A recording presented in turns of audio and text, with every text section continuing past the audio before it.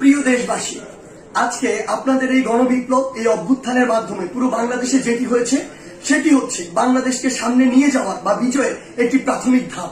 এর কিন্তু আরো অনেকগুলো ধাপ রয়েছে। এটির চূড়ান্ত পর্যায়ে যাওয়ার পূর্ব পর্যন্ত আমাদেরকে প্রত্যেকটি স্টেপ অনেক চিন্তা করে ফেলতে হবে। আপনারা মনে রাখবেন, যারা আজকে পরাজিত হয়ে চলে গিয়েছে তারা কখনো একদিনের মধ্যে পুরো বাংলাদেশ থেকে শেষ হয়ে যাবে না। তাদের বিষ দাঁত দিয়ে তারা সর্বশেষ আরেকটি আমাদের যে ছবল সেটি দেওয়ার চেষ্টা করবে, কিন্তু আমরা সেটি আসলে হতে দিব না। আপনাদের একটি জিনিস মনে রাখতে হবে যে পুরো বাংলাদেশের যে সংখ্যালঘু ভাই বোনেরা রয়েছে তাদেরকে নিরাপত্তা দেওয়ার আপনাদের দায়িত্ব নিতে হবে। তাদেরকে যেন কেউ স্পর্শ না করতে পারে, এটি দিয়ে কোনো ইস্যু যেন তৈরি না করতে পারে।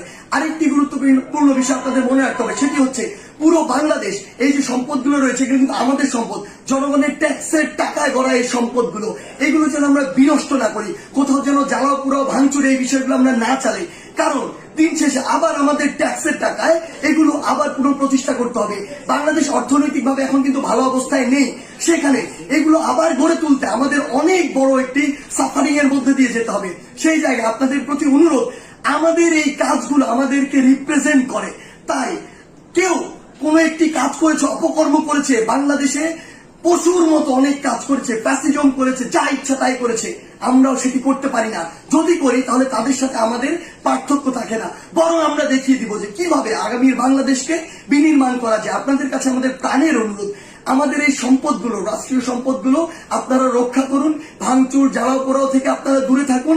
আমাদের যারা মিডিয়া কর্মী ভাই বোন রয়েছে তাদেরকে আপনারা সহযোগিতা করুন। সর্বোপরি আমাদের ওই চূড়ান্ত বিজয়ের পর্যায়ে যাওয়ার পূর্ব পর্যন্ত প্রত্যেকটি স্টেপ ইমোশন দিয়ে নয়, চিন্তা করে ফেলুন। ধন্যবাদ।